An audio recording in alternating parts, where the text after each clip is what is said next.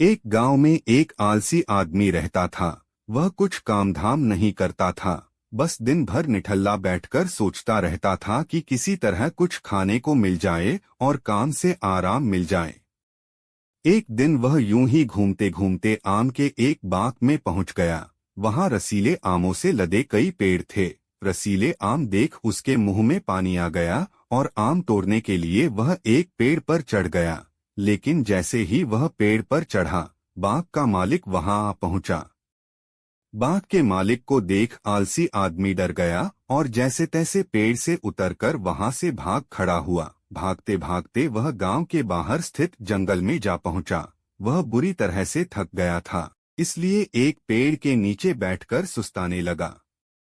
तभी उसकी नजर एक लोमड़ी पर पड़ी। उस लोमड़ी की एक टांग टूटी हुई थी और वह लंगड़ाकर चल रही थी। लोमड़ी को देख आलसी आदमी सोचने लगा कि ऐसी हालत में भी इस जंगली जानवरों से भरे जंगल में ये लोमड़ी बच कैसे गई, इसका अब तक शिकार कैसे नहीं हुआ।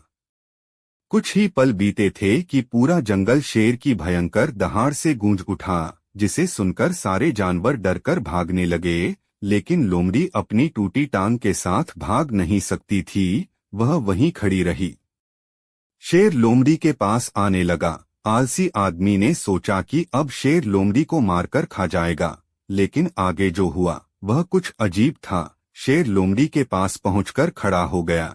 उसके मुंह में मांस का एक टुकड़ा था, जिसे उसने लोमड़ी के सामने गिरा दिया। लोमड़ी इत्मीनान से मांस के उस टुकड़े को खाने लगी। थोड़ी देर बाद शेर वहां से चला गया। यह घटना देख आलसी आदमी सोचने लगा कि भगवान सच में सर्वेसर्वा हैं। उन्होंने धरती के समस्त प्राणियों के लिए, चाहे वह जानवर हो या इंसान, खाने पीने का प्रबंध कर रखा है। वह अपने घर लौट आया। घर आकर वह 2 से 3 दिन तक बिस्तर पर लेटकर प्रतीक्षा करने लगा कि जैसे भगवान ने शेर के द्वारा लोमड़ी के लिए भोजन भिजवाया था, वैसे ही उसके लिए भी कोई न कोई खाने पीने का सामान ले आएगा। लेकिन ऐसा कुछ नहीं हुआ। भूख से उसकी हालात खराब होने लगी। आखिरकार उसे घर से बाहर निकलना ही पड़ा। घर के बाहर उसे एक पेड़ के नीचे बैठे हुए बाबा दिखाई पड़े। वह उनके पास गया और जंगल का सारा वृतांत सुनाते हुए वह बोला, बाबा जी, भगवान मेरे साथ ऐसा क्यों कर रहे हैं? उनके पास जानवरों के लिए भोजन का प्रबंध है, लेकिन इंसानों के लिए नहीं। बाबा जी ने उत्तर दिया, बेटा, ऐसी बात नहीं है।